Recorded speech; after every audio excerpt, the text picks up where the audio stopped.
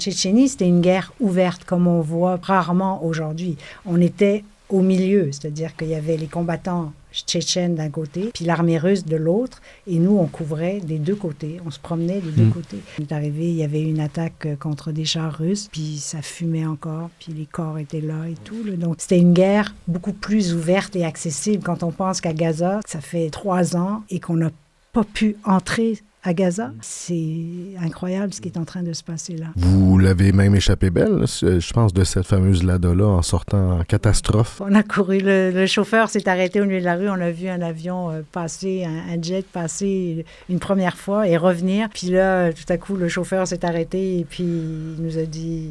Run. Ouais. C'est tombé quand même pas très loin de nous, mais c'était pas nous qu'on visait quand même. Est-ce que ça vaut le risque de mourir pour son travail? Non, je pense pas que ça vaut le risque de mourir, mais ça vaut le risque d'essayer le plus possible de montrer ce qui se passe sur le terrain et de témoigner de ce qui se passe.